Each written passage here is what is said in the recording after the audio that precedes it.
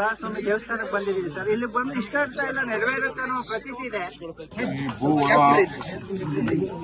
ದೇವಸ್ಥಾನಕ್ಕೆ, ಈ ದೇವಿ ದೇವಸ್ಥಾನಕ್ಕೆ ಮೊದಲನೇ ಬಾರಿಗೆ ಬಂದಿದ್ದೀನಿ. ನಾನು ತಿಹಾರ್ ಜೈಲಿದ್ದಾಗ ನಮ್ಮ ಅತ್ತೆ ಮಾವ ಇಲ್ಲಿಗೆ ಬಂದಿದ್ರಂತೆ, 4 ಬಾರಿ ಬಂದಿದ್ರಂತೆ. ನನಗೆ ಗೊತ್ತಿಲ್ಲ, ಆಮೇಲೆ ಗೊತ್ತಾಯ್ತು. ಒಬ್ಬ ನನ್ನ ಸ್ನೇಹಿತರು, ನಾನು ಅವ್ರ ಹೆಸರಿಡಕ್ಕೆ ಹೋಗಲ್ಲ, ಬೇರೆ ಪಾರ್ಟಿಲಿದ್ದಾರೆ ಶಾಸಕರು, ಅವರು ನನಗೆ ಕಳೆದ 2 ವರ್ಷದಿಂದ ಭಾಳ ಒತ್ತಾಯ ಮಾಡ್ತಾರೆ. ಈಗ ಹೋಗಲೇಬೇಕು ಅಂತ ನನಗೆ ಭಾಳ ಹಿಂಸೆ ಮಾಡಿದ್ರು. ನನಗೆ ಇದರ ಮಹಿಮೆ ಅರ್ಥ ಆಗಲಿಲ್ಲ. ಇಲ್ಲಿ ಬಂದು ನೋಡಿದಾಗ ಇಡೀ ಮಂಡ್ಯ ಜಿಲ್ಲೆಗೆ ಇದು ಬಹಳ ಅದ್ಭುತವಾದಂಥ ಒಂದು ಐತಿಹಾಸಿಕವಾದಂಥ ಪವಿತ್ರವಾದಂಥ ಒಂದು ಧಾರ್ಮಿಕ ಕ್ಷೇತ್ರ. ನಮ್ಮೆಲ್ಲರೂ ಕೂಡ ನಮ್ಮ ಧರ್ಮದಲ್ಲಿ ನಂಬಿಕೆ ಇಟ್ಕೊಂಡಿರೋದು, ಎಲ್ಲ ಧರ್ಮಕ್ಕೂ ಪ್ರೀತಿ ಮಾಡೋದು. ಈ ದೇವಸ್ಥಾನದಲ್ಲಿ ಎಲ್ಲ ಧರ್ಮದ ಜನ ಬಂದು ಇಲ್ಲಿ ಪ್ರಾರ್ಥನೆ ಮಾಡಿಕೊಂಡು ಅವರ ಇಷ್ಟಾರ ವಿಚಾರಗಳನ್ನು ಹೇಳಿ ಪಡ್ಕೊಂಡು ಬರ್ತಾ ಇದ್ದಂಥ ಒಂದು ಪದ್ಧತಿ ನೋಡಿ ಬಹಳ ಅದ್ಭುತವಾದಂಥ ಈ ಕೆಲಸ ಕೂಡ.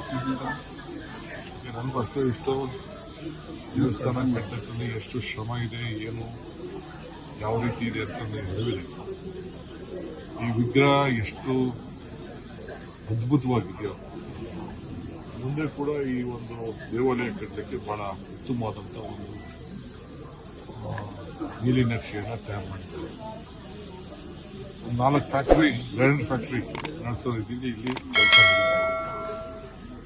ಖಂಡಿತ ಈ ಭೂಮಿ ಮೇಲೆ ಯಾರಿಗೆ ನಂಬಿಕೆ ಇದೆ, ವಿಶ್ವಾಸ ಇದೆ, ಭೂಮಿಯ ಆಚಾರ ವಿಚಾರದ ಬಗ್ಗೆ ಯಾರಿಗೆ ಇದೆ, ಎಲ್ಲ ಕೆಲಸ ಮಾಡ್ತಿರೋರು ಎಲ್ಲ ಮುಸಲ್ಮಾನ್ ಬಂದು ಅದನ್ನು ತಿಳ್ಕೊಂಡೆ.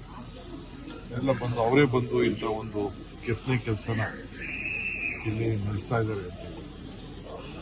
ಸೊ ಇಲ್ಲಿ ಧರ್ಮ ಜಾತಿ ಇಲ್ಲ, ಎಲ್ಲರಿಗೂ ಕೂಡ ಬಹಳ ಪ್ರೀತಿಯಾಗುವಂಥ ಒಂದು ಪವಿತ್ರವಾದಂಥ ಕ್ಷೇತ್ರ.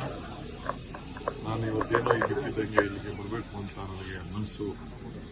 ಈ ಭಗವಂತ ನನ್ನನ್ನು ಕರೆಸ್ಕೊಂಡು, ಈ ಭೂತಾಯಿ ಇಬ್ಬರೂ ಕೂಡ ಕರೆಸ್ಕೊಂಡು ಬಹಳ ಸಂತೋಷದಿಂದ ಇಲ್ಲಿ ಪೂಜೆ ಕೆಲಸ ಕೂಡ ಪ್ರಾರ್ಥನೆ ಮಾಡೋದನ್ನ ನೋಡಿದ್ದೀನಿ.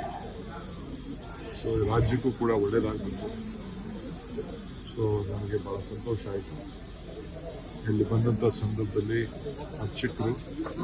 ಅರ್ಚಕಸ್ಯ ಪ್ರಭಾವೇನ ಶಿಲಾತ್ಮತಿ, ಅರ್ಚಕನ ಪ್ರಭಾವದಿಂದ ಶಿಲೆಯಲ್ಲೂ ಶಂಕರ. ಹೀಗೆ ಎಲ್ಲ ಅರ್ಚಕರು ಬಹಳ ಧಾರ್ಮಿಕವಾಗಿ ಒಂದು ಪವಿತ್ರವಾದಂಥ ಕೆಲಸಗಳನ್ನು ನಡೆಸಿ, ನಾನೇನು ತರಬೇಕು ಇಲ್ಲಿಗೆ ಬರಬೇಕಾದ್ರೆ ಅಂತ ಕೇಳಿದೆ. ಏನು ಬೇಡ, ನೀವು ಬಂದು ಆಶೀರ್ವಾದ ಮಾಡಿ, ಇದು ದೇವರ ಬಂದು ದರ್ಶನ ಮಾಡ್ಕೊಂಡು ಹೋಗಿ ಸಾಕು ಅಂತ ಅರ್ಚಕರು ನನಗೆ ಹೇಳಿದ್ರು. ಇವತ್ತು ಬೆಳಗ್ಗೆ ನನ್ನ ಸ್ನೇಹಿತರು ಈ ಫೋನ್ ನಂಬರ್ ಕಳಿಸಿದ್ರು. ನಾನು ಮನಸ್ಸು ಮಾಡಿರಲಿಲ್ಲ. ಇವತ್ತು ಬೆಳಗ್ಗೆ ನನ್ನ ಸ್ನೇಹಿತರು ಕಳಿಸಿದ್ರು. ತಕ್ಷಣ ಅವ್ರಿಗೆ ಫೋನ್ ಮಾಡಿದೆ. ಸೊ ನಾನು ನನ್ನ ಧರ್ಮಪತ್ನಿಗೆ ಹೇಳಿದೆ. ಅಷ್ಟೊತ್ತಿಗೆ ಅವಳು ಸ್ವಲ್ಪ ರಿಸರ್ಚ್ ಮಾಡಿದ್ರು ಅಂತ ಕಾಣ್ತದೆ. ಅವ್ರ ತಾಯಿನೂ ಎಲ್ಲ ಬಂದು ಇಲ್ಲಿ ಒಂದು ಪ್ರಾರ್ಥನೆ ಮಾಡಿಕೊಂಡು ಹೋಗಿದ್ದಕ್ಕೆ. ಸೊ ಅದು ನನಗೆ ಹೇಳಲಿಲ್ಲ ಅವರು. ಈಗ ನನಗೆ ಹೇಳಿದ್ರು, ನಮ್ಮ ಇದು ಬರೋದು ಭಾಳ ಸಂತೋಷ ಆಯಿತು. ನಿಮ್ಮನ್ನು ಕೂಡ ಭೇಟಿ ಮಾಡೋಂಥ ಒಂದು ಭಾಗ್ಯ ನನಗೆ ಸಿಕ್ತು. ಸೊ ಎಲ್ಲ ನಮ್ಮ ಕಾರ್ಯಕರ್ತರು ಪಕ್ಷ ಭೇದ ಮರೆತು ಬಂದು ಇಲ್ಲಿ ನನಗೆ ಶುಭವನ್ನು ಹಾರೈಸಿದ್ದಾರೆ. ಶುಭ ಅಂದರೆ ರಾಜಕೀಯದ ಶುಭ ಅಲ್ಲ, ಹೇಳಿಕೆ ಆಗಲಿ. ಎಲ್ಲ ಸಂದರ್ಭದಲ್ಲೂ ಕೂಡ ನೆಮ್ಮದಿ, ಆರೋಗ್ಯ ಎಲ್ಲ ಕೂಡ ಸಿಗಲಿ ಅಂತೇಳಿ ಈ ತಾಲೂಕಿನ ಎಲ್ಲ ಜನತೆ ಬಂದು ಆಶೀರ್ವಾದ ಮಾಡಿದ್ದಾರೆ. ಅವರೆಲ್ಲರೂ ಕೂಡ ನನ್ನ ಸಂದರ್ಭದಲ್ಲಿ ನನ್ನ ಧನ್ಯವಾದಗಳು. ಅಧಿಕಾರಿಗಳು ಕೂಡ ಧನ್ಯವಾದ, ನಮಗೂ ಧನ್ಯವಾದಗಳು. ನನಗೆ ಗೊತ್ತಿಲ್ಲ.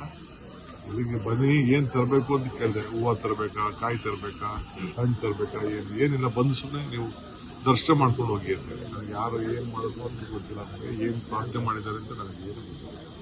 ಸರ್, ಈಗ ಮೈಸೂರಿನಲ್ಲಿ ಇವತ್ತು ಒಕ್ಕಲಿಗ ಸ್ವಾಮೀಜಿ, ವಿಶ್ವ ಒಕ್ಕಲಿಗ ಮಠ ಸ್ವಾಮೀಜಿ ನಾನು ಯಾವುದಕ್ಕೂ, ನನಗೆ ಎಲ್ಲರೂ ಕೂಡ ಬಹಳ ಪ್ರೀತಿಯಿಂದ ನೋಡ್ತಾ ಇದ್ದಾರೆ.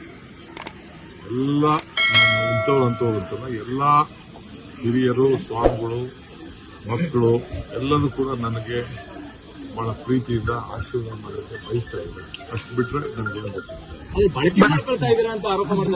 ಲೇಟೆಸ್ಟ್ ಹಾಗೂ ಇಂಟ್ರೆಸ್ಟಿಂಗ್ ಸುದ್ದಿಗಳಿಗಾಗಿ ಬಾಸ್ ಟಿವಿ ಕನ್ನಡ ಚಾನೆಲ್ನ ಸಬ್ಸ್ಕ್ರೈಬ್ ಮಾಡಿ. ಹಾಗೆಯೇ ಬೆಲ್ ಐಕಾನ್ ಪ್ರೆಸ್ ಮಾಡಿ. ಇದರ ಜೊತೆಗೆ ಫೇಸ್ಬುಕ್, ಇನ್ಸ್ಟಾಗ್ರಾಮ್, ಎಕ್ಸ್ ನಲ್ಲೂ ಮಿಸ್ ಮಾಡದೆ ಫಾಲೋ ಮಾಡಿ.